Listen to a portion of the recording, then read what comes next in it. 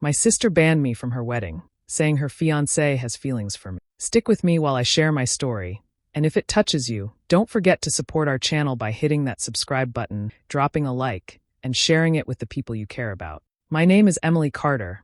I'm 27 years old, and I never thought I'd be in this situation with my own sister. Rachel, my younger sister, is 25. Growing up, we were close, but there was always a layer of competition between us. She wanted to outshine me in school, in sports, in the way people looked at us. Still, she was my sister, and no matter what, I supported her whenever she needed me. I thought family came first. When she told me she was getting married to Mark Turner, I was happy for her. Mark is 29, a polished guy who always seemed respectful, but a little distant. He was one of those men who could charm a room, but I never thought much of him beyond being Rachel's partner. I kept my distance to avoid any drama. I wanted Rachel to have her moment. Everything was fine until 1 week before the wedding. I was at work when I got a text from Rachel. It wasn't the bubbly, overexcited type of message I expected from a bride-to-be. It was cold, sharp, like a knife in my chest. She told me I was no longer welcome at her wedding. Just like that. I thought it had to be a joke, so I called her right away. She didn't answer. Instead, she sent me another message, one that made my heart drop into my stomach. She said, "Mark told me he has feelings for you. You're not coming to my wedding." I sat there staring at my phone, unable to breathe. I couldn't believe what I was reading. Mark, feelings for me?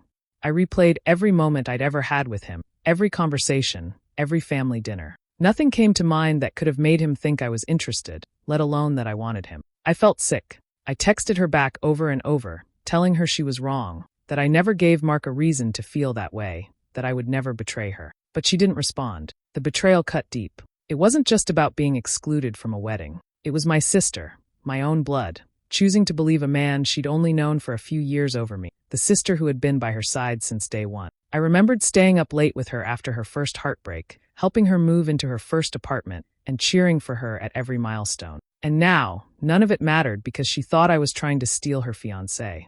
That night, I lay awake thinking about everything. I hadn't done anything wrong, yet I was the one being punished. Rachel didn't even ask me for my side of the story. She made her decision without a word of trust, and it broke something inside me. I wasn't just losing an invitation to her wedding.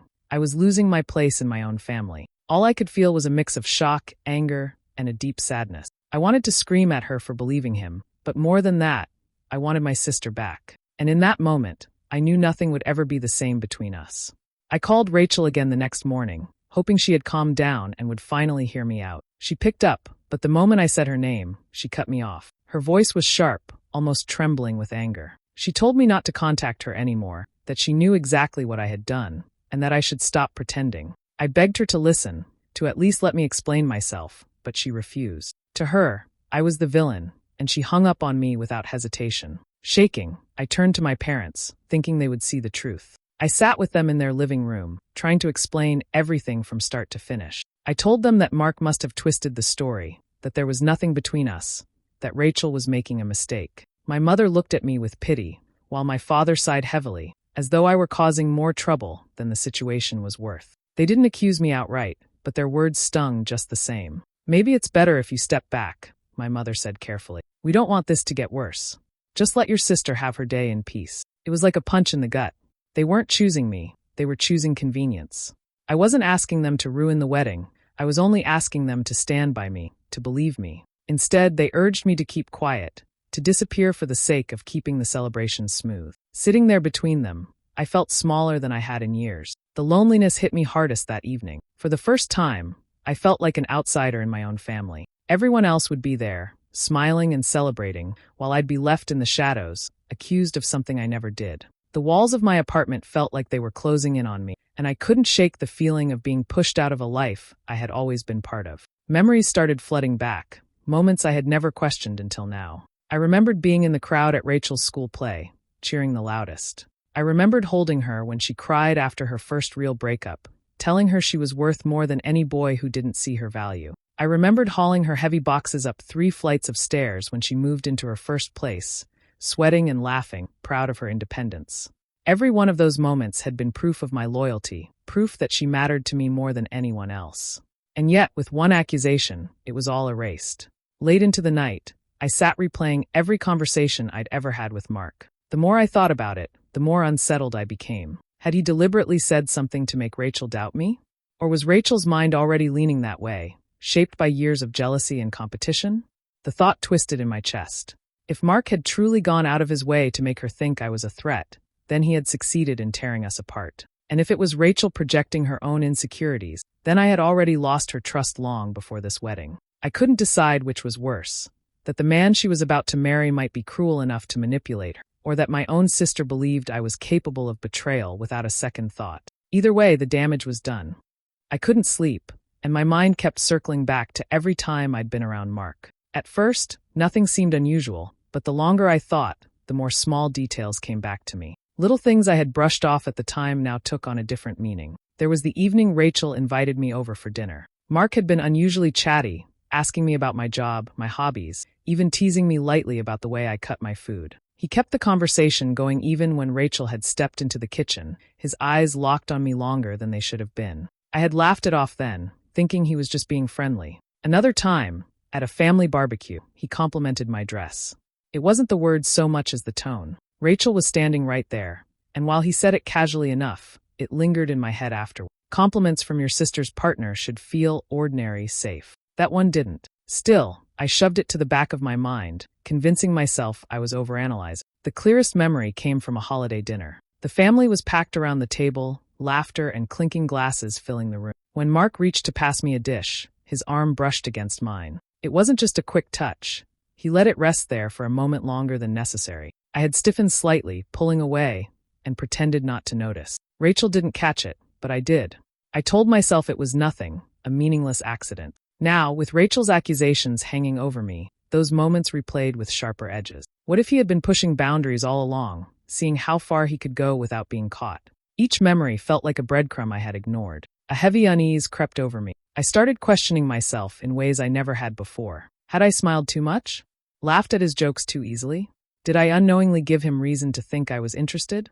The thought made me sick. I had never seen him as anything other than my sister's partner, yet now I wondered if he had twisted ordinary politeness into something more. The worst part was not knowing whether he had truly confessed anything to Rachel, or if he had planted the idea to drive a wedge between us. The possibility that he had orchestrated this entire rift gnawed at me. And if it wasn't his manipulation, then maybe Rachel had taken his subtle gestures and spun them into her own story, fueled by her lifelong need to compete with me. Either way, the damage was real. I was caught between two terrifying thoughts: that I had been blind to his intentions, or that my sister's distrust of me ran so deep she didn't need much proof to believe I was guilty. Both weighed heavily, leaving me questioning everything I thought I knew about my own family. The morning of the wedding came, and for me it felt like any other Sunday. There was no dress laid out, no bag packed, no excitement bubbling in my chest. Instead, I sat in silence, staring at the clock as the minutes dragged by. I knew, at that very moment, my family was getting ready without me, putting on their best clothes, fixing hair, fastening ties.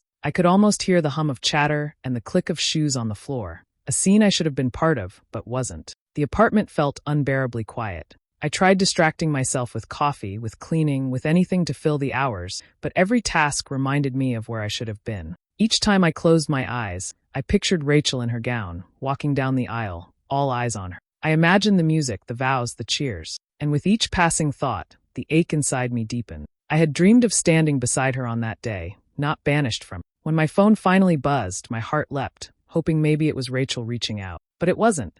It was a message from my mom. Just one image. Rachel and Mark standing at the altar, hand in hand, smiling. No words, no explanation, just proof of the moment I had been excluded from. I stared at the photo until my vision blurred. That single picture said everything. They had moved forward without me. I didn't exist in that chapter of their lives. I set the phone down and felt hollow. It wasn't just that I had missed the ceremony. It was that I had been cut out completely, like my presence would have tainted the celebration. The people I loved most hadn't fought for me, hadn't saved me a place. It was as though I had been erased. I wiped my face and forced myself to breathe. As much as it hurt, one thought grew stronger with each passing minute. If Rachel and Mark managed to live happily, I would step back. I would swallow the pain and let them have their story. But if even the smallest crack appeared in their marriage, I would not hesitate. I would be ready to pull the truth into the light, no matter how ugly it was. That quiet vow sat heavy in my chest. They might have shut me out of the wedding, but I would not let them shut me out of the truth. About a month passed before I heard anything new. I was at a small family gathering when one of my cousins leaned in, speaking low so others wouldn't catch it. She said someone had seen Mark on the honeymoon trip, laughing and leaning too close to a woman who definitely wasn't Rachel. She shrugged it off like gossip, but the words stuck with me. I told myself not to care. I wanted nothing more than to stay far away from their marriage. Still, the seed was planted, and it grew heavier in my chest with each passing day. Not long after, my phone rang late in the evening. It was Rachel. The moment I answered, I heard her sobbing. She said Mark had been cold, distant, as though his mind was somewhere else entirely. She spoke between hiccups, admitting she couldn't shake the feeling that he was hiding something. For a second, I thought maybe she was finally seeing through him on her own. But then her tone shifted, sharp and accusing. She spat out, "Maybe he still wants you. Maybe that's why he's acting this way." I froze, gripping the phone so tight my knuckles went white. It was like being slapped all over again. After everything that had happened, after being cast out of her wedding, she still believed I had anything to do with her husband's behavior. My patience snapped. The words poured out before I could stop them. I told her flatly that I was not the issue, that her problems had nothing to do with me, and that if she was looking for someone to blame, she should look at the man she married. There was a beat of silence before her voice exploded through the line, furious and loud. She accused, I defended, and before long we were screaming at each other, neither willing to back down. Old wounds mixed with fresh ones, and the fight spiraled into a storm of bitterness. By the time the call ended, I was shaking, my throat raw from yelling, my ears ringing with the sound of her anger. The silence after she hung up was deafening. What hurt most wasn't just her mistrust. It was knowing that instead of reaching for me as her sister, she kept turning me into her enemy. It was a gray afternoon when I heard an unexpected knock at my door. I wasn't expecting anyone, and when I opened it, there stood Rachel. Her eyes were swollen, her face blotchy, her hair pulled back in a messy knot that told me she hadn't cared how she looked before coming over. She didn't ask if she could come inside.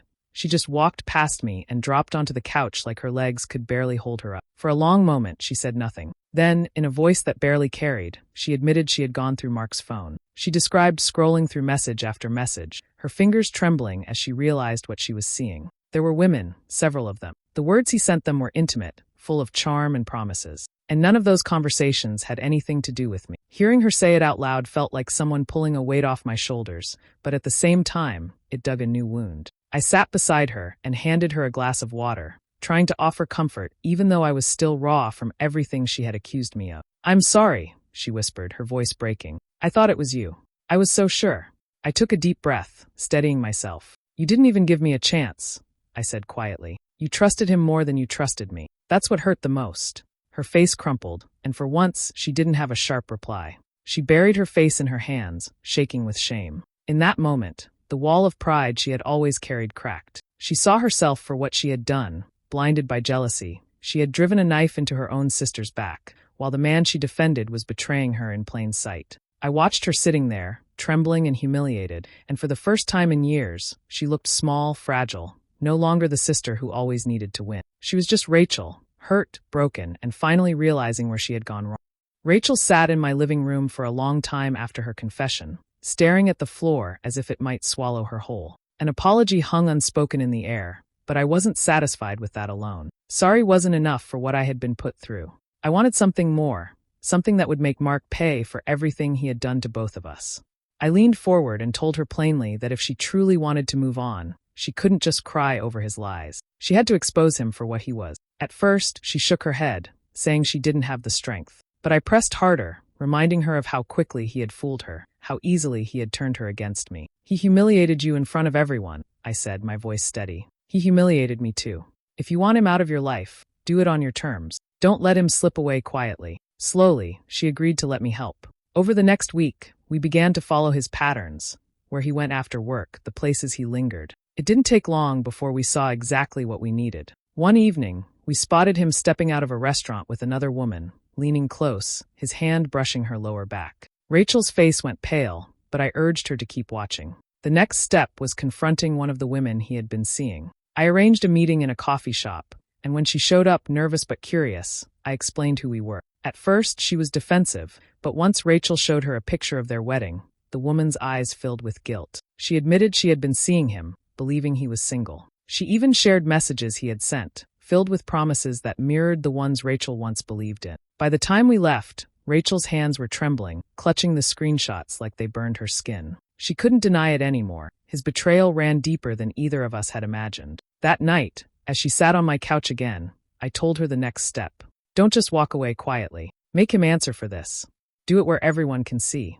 Make him regret thinking he could use both of us as pawns. Her eyes flickered with fear, but beneath it was something else, anger. She bit her lip, nodded slowly, and whispered, "Okay." It wasn't just agreement. It was the first spark of resolve I'd seen in her. The chance came on a Saturday night when our parents decided to host a family dinner. The table was set with care, wine glasses shining under the chandelier, and the smell of roast filling the room. Everyone gathered as if nothing had been wrong these past months. Rachel walked in with Mark at her side, smiling faintly, her hand looped through his arm as though she were still the dutiful wife. I stayed quiet, keeping my expression unreadable. The evening started with small talk, work updates, light jokes, the usual chatter that felt forced to me. Mark carried himself with ease, laughing a little too loudly, clinking his glass as though he had already won everyone over again. Rachel played along, but I could see the tension in her jaw, the way her fingers tapped nervously against her napkin. When the main course was nearly finished, she shifted in her seat. Without warning, she reached into her bag and pulled out a neat stack of papers. She set them in the middle of the table, the crisp sound of paper cutting through the noise of forks and plates. Everyone leaned in, curiosity flickering across their faces. The room went silent as my father picked up the top sheet. His eyes widened and he passed it along. They were screenshots, thread after thread of messages dripping with charm and promises that didn't belong to a married man. Following them were hotel receipts, times and dates lined up with his so-called late nights at work. Gasps filled the room.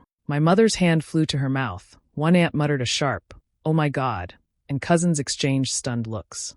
Mark reached for the papers, stammering, his voice rising as he tried to claim they were fake, misunderstandings, anything but the truth staring back at him. His denial only made the room louder. My father's voice cut through the chaos, firm and cold, demanding an explanation. Mark's face flushed, but no words came that could undo the pile of evidence in front of him. One by one, the relatives turned on him, disbelief shifting into disgust, disappointment hardening into anger. Rachel's hands didn't shake when she slipped off her wedding ring. She placed it squarely on his plate, the metallic sound echoing louder than anything else in the room. Her eyes locked on his, steady and unflinching. For once, she didn't look fragile. She looked like she had finally taken control. I leaned back in my chair, saying nothing, letting the storm unfold around me. Watching the faces around the table shift from admiration to condemnation, seeing Mark squirm as the truth cornered him, brought a dark satisfaction I couldn't hide. He had tried to paint me as the problem, and now he sat exposed in front of everyone he thought he had fooled.